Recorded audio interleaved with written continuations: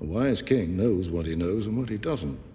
What's the difference between this and this? Someday, you'll sit on the throne and the truth will be what you make it. The transmission of political authority within the Lannister-Baratheon regime is not merely a matter of bloodline succession. It is actively constructed through rigorous, deeply manipulative pedagogical interventions. From Cersei Lannister tending to Joffrey to Tywin Lannister indoctrinating Tommen in the Great Sept of Baelor, we have witnessed the catastrophic bifurcation of Lannister strategy. We will explore how Cersei's tribalistic nurturing of a narcissist birthed an uncontrollable, psychopathic tyrant, while Tywin's proactive, institutionalized grooming engineered a hollow, pliable puppet. But first, we need some context.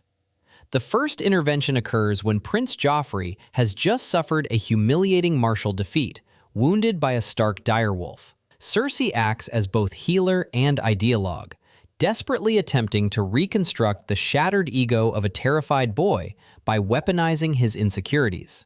The second intervention takes place under vastly different socio-political circumstances.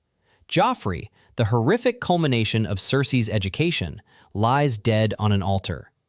Standing over his corpse in the Great Sept of Baelor, a towering monument to institutional permanence and divine right, Tywin Lannister seizes the vacuum of power to reboot the monarchy. Where Cersei utilized emotional affirmation to enable a violent bad seed, Tywin deploys clinical, Socratic interrogation to mentally overwrite a gentle, blank slate.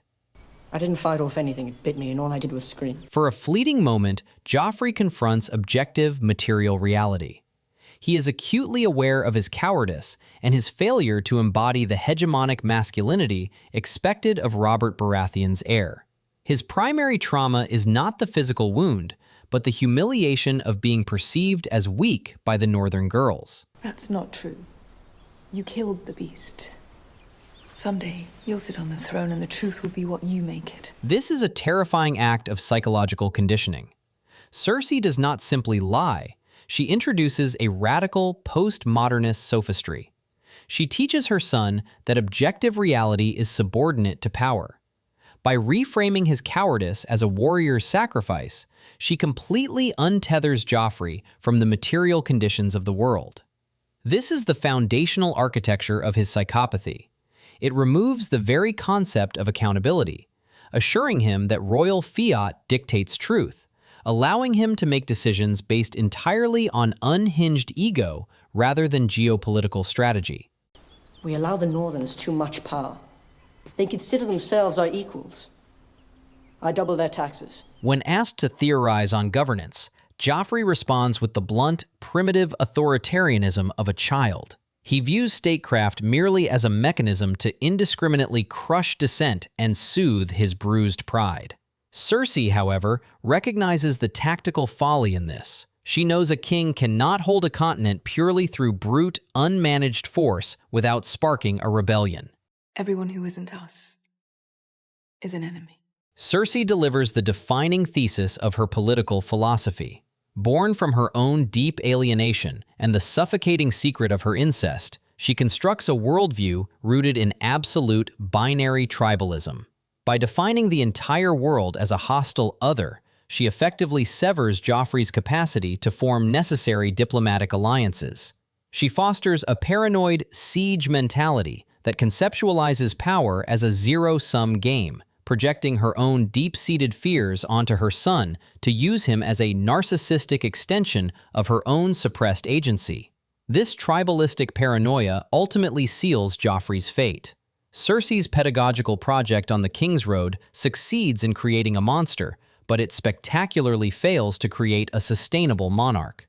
Because she taught him to lead through unchecked fear without the discipline of respect, Joffrey's reign collapses under the weight of its own erratic cruelty, ending precisely as Machiavelli would predict, with a poisoned cup at his own wedding.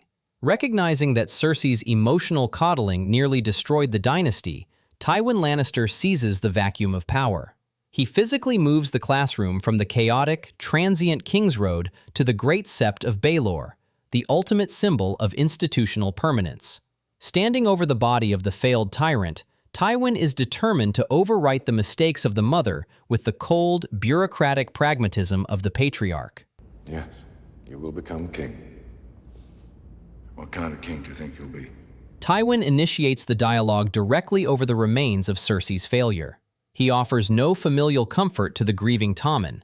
Instead, he immediately subjects the boy to a clinical, Socratic interrogation. Tywin views his grandchildren not as humans to be loved, but as strategic possessions to be managed. What is a good king's single most important quality? This is hardly the place or the time. Through leading questions, Tywin systematically dismantles traditional virtues. He recontextualizes holiness as delusional administrative neglect and corrupts the concept of justice, equating moral innocence with a fatal gullibility. Tywin is teaching Tommen that ethics without the accompanying cynicism of absolute power is a death sentence. And a man who thinks that winning and ruling are the same thing. Tywin separates the physical prowess of the warrior from the bureaucratic requirements of the sovereign. He delivers a biting critique of Robert Baratheon, and implicitly, Joffrey, highlighting the fatal confusion between the act of winning power and the discipline of actually ruling a state. A wise young king listens to his counselors and heeds their advice until he comes of age. And the wisest kings continue to listen to them long afterwards. This is the chilling climax of Tywin's psychological engineering.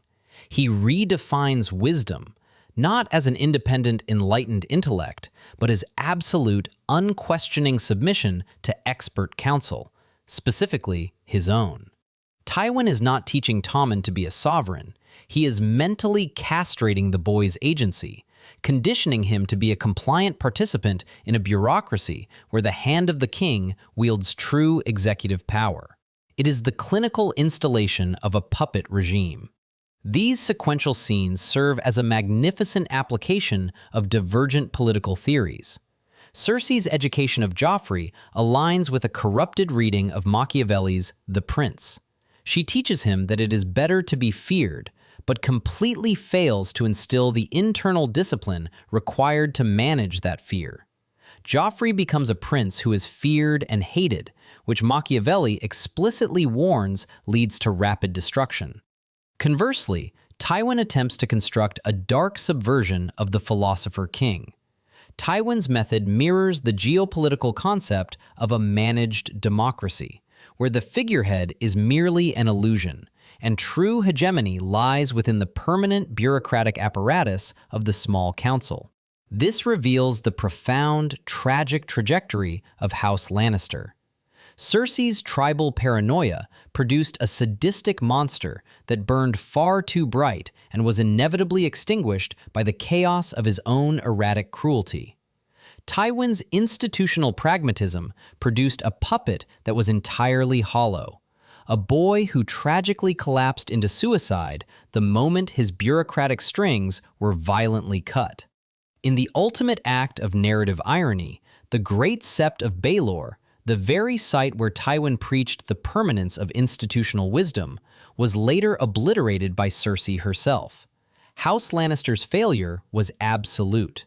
By refusing to educate their heirs for genuine, empathetic leadership, choosing instead to weaponize them as narcissistic extensions or clinical strategic tools, they ensured that the Iron Throne was melted down not by a foreign invader, but by the crushing, toxic weight of their own pedagogical corruption. Thank you for watching. The kings are dead, but the analysis never stops.